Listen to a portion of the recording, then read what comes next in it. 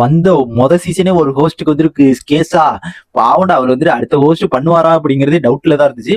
அதுக்கப்புறம் இந்த ஒரு கேஸை போட்டு விட்டீங்களா, இனிமே அடுத்த சீசன் வருவாரா வரமாட்டாரா, இல்ல தலைவன் வந்து மீண்டும் வராரு அப்படிங்கிற மாதிரி கமல் சார் வருவாரா அப்படிங்கிறது சுத்தமா தெரியல.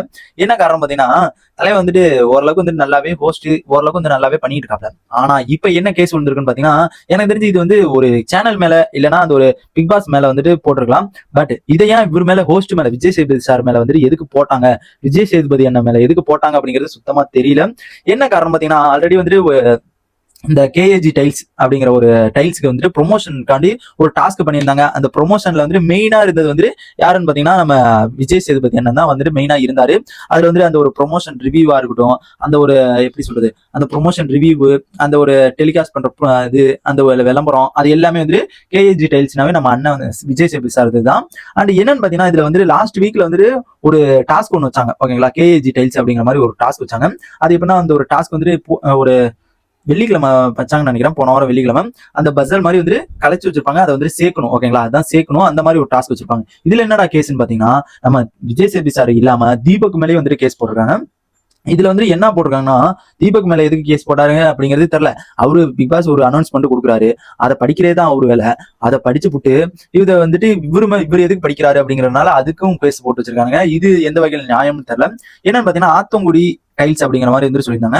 ஆத்தங்குடி டைல்ஸ் வந்துட்டு கையால செய்யப்படுறது வந்துட்டு அதை வந்து இழிவுபடுத்துற மாதிரி வந்துட்டு பேசியிருக்காங்க. இவங்க வந்துட்டு அங்கிருந்து வாங்கிட்டு இவங்க வந்துட்டு இது பண்றாங்க. ஆத்தங்குடி டைல்ஸ் வந்து கையில வந்துட்டு செய்யறாங்க.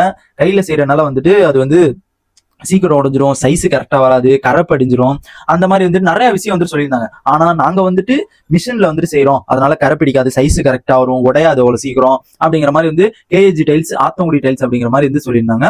அண்ட் ஆத்தங்குடி டைல்ஸ்ல இருந்து எல்லாமே பொருட்கள்லாம் எடுத்துட்டு எல்லாமே வந்துட்டு பர்ஃபெக்டா வந்து எல்லாமே அங்க செய்யற மாதிரி அப்படியே ஒரு ப்ராஜெக்டை எடுத்துக்கிட்டு இவனுக்கு வந்துட்டு அப்படியே மிஷின்ல வந்துட்டு பண்றானுங்க.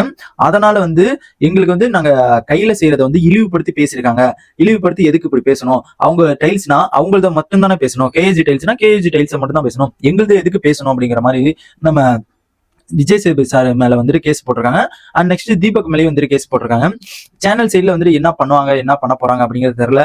என்ன காரணம் பாத்தீங்கன்னா, தலைவர் வந்து வந்த ஒரே ஒரே ஒரே சீசன்ல வந்துட்டு பாவம் தலைவன் வந்துட்டு கேஸ் போட விட்டானுங்க. என்ன காரணம் பார்த்தா, இது வந்துட்டு சேனல் சைட்லயே வந்துட்டு எதுவுமே பண்ணல, அந்த இதை வந்து எபிசோட்லயே விட்டாங்க.